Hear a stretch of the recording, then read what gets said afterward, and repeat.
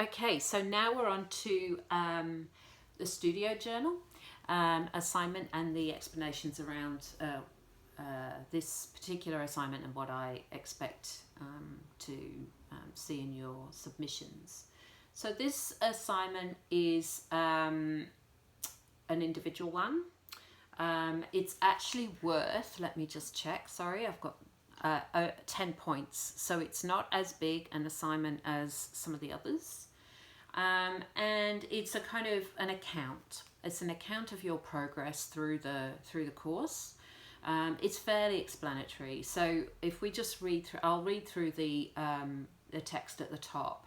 So the task requires you to record and collate your experiences of the activities undertaken through the course. There is particular emphasis in the studio journal on the experimentation and trials taken to explore and find possible solutions to the wicked problem identified by the industry partner. So I won't read further on this at the moment. So if you can think about, I want you to have the maximum opportunity to thrive in this course, and I understand the politics of doing both individual assignments and group assignments, and so this is one where you can actually really show your talents on an individual basis and your commitment to the course on an individual basis. And so this is the prime place where you would actually do that work. And so the studio journal, it's the assignment whereby you've got the absolute control in terms of how you demonstrate your particular attendance, your particular commitment, your recording of what took place in the weekly tasks. And so yeah, it's this thing that you have the control over in terms of demonstrating how you've participated. So the studio journal uses creative ideas and media to give an account of the studio learning, experimentation, reflections, discussions that you've contributed to during the course. So you're encouraged to be as innovative as possible in the layouts, imagery, text and other resources in the construction of your studio journal. So you're able to create a paper-based journal or a digital journal. Paper-based journals must be scanned and converted to a PDF file prior to submission, and the URL or other link to a digital journal, which could be like web-based, for example, where if you want to have animations or whatever, must be provided at the time of submission of the assessment. And it must be an equivalent to 400 words. So the journal must not exceed 10 paper-based pages or 10 online pages. And so sometimes people struggle with this notion of equivalence, and I've set visual-based assignments for many years in my job as a professor, and the best way to explain it is a kind of time equivalence, if you like. So think about how long it would take you to find citations, to read, and perhaps then write a 400-word task. So that's not a lot of words, but the quality of those 400 words would require you not just to sit down and type 400 words like you would perhaps in Facebook or something, but to actually think about what you're going to say, how you're going to back up your ideas and so on, and perhaps write your references. So how long that might take you is the equivalent time you would spend on this assignment. So have a think about that first. One thing that's really helpful in this instance is, as you participate, again, this is a way to show your engagement, your particular personal levels of participation over anybody else in your team or anybody else in the course. I always advise that people become a little bit like, very enthusiastic photographer or a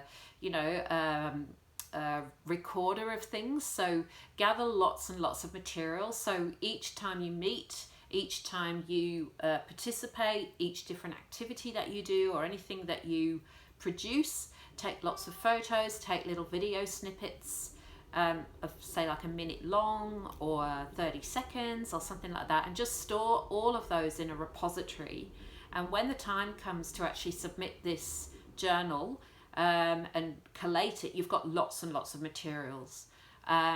It's good to perhaps use free website, build your own website type programs. There are many out there, I don't need to mention names, but or you can just use a kind of graphics program. Of course, if you want to do paper-based, that reduces your ability to do moving imagery. So I would anticipate many people use a URL-based platform, and that's really suitable. So you can kind of organize into tabs within a free website, for example, how you organize your 10 tabs, and then some brief text that helps to explain what these participation images or evidences are. So that's really what I expect to see in terms of this assignment. So when we look through the criteria, everything has equal weighting.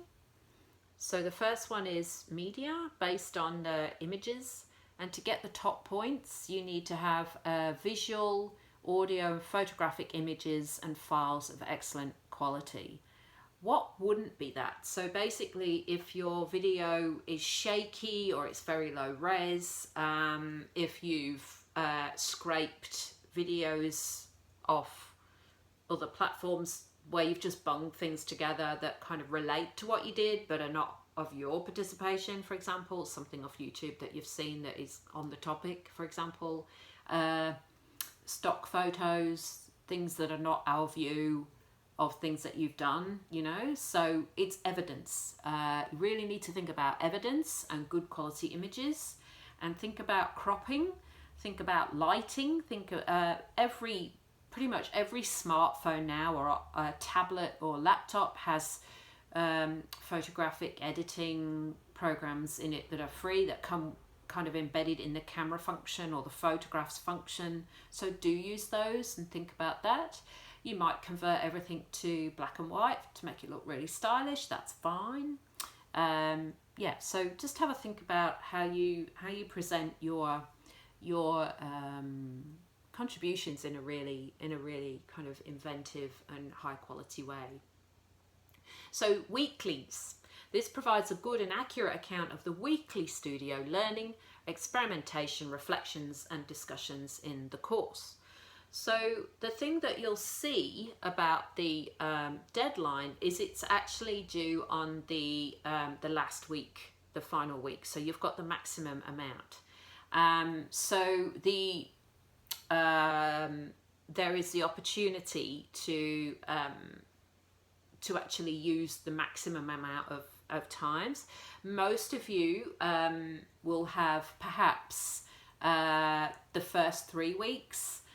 The fourth week is taken up with presentations, but you do have that. You do have until the 16th to actually do it. So the presentations occur in that week, and there are tutorials after that deadline. So, but it's kind of irrelevant anyway, because the presentations are, you're not producing new work in that fourth week. So you have until the 16th of July to get this in. So, you know, you've got the maximum amount of time in terms of your experimentations. And then the next one is the order of the journal accurately reflects the workshop sequence and provides a comprehensive account of the course organisation. So remember, it's only 400 words. So the main way that you're going to tell that is through reportage, which is video, photographs, maybe very short notes, you know, like sentences or whatever. So you have to kind of use your judgment very carefully here to make it kind of tell a story, but in not just describing it with words. Okay, so think about how it reflects these sequences, and how you use text very carefully and moderately. It's mainly about visual and oral and other kinds of evidence on how you've actually progressed through these through your workshops. And then the layout is extremely innovative in its use of design and layouts across every entry. So this is basic layout, things like don't, in the past I've had students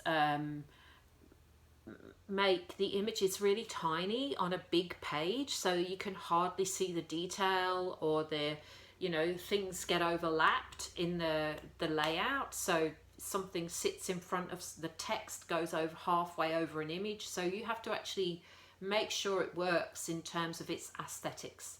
And there are lots and lots of kind of guidelines, if you like, on the web that you can check out, things like how to design a good web page, or, you know, basic layout techniques and things like that. So there are guidelines that you can use in terms of what's expected of you there.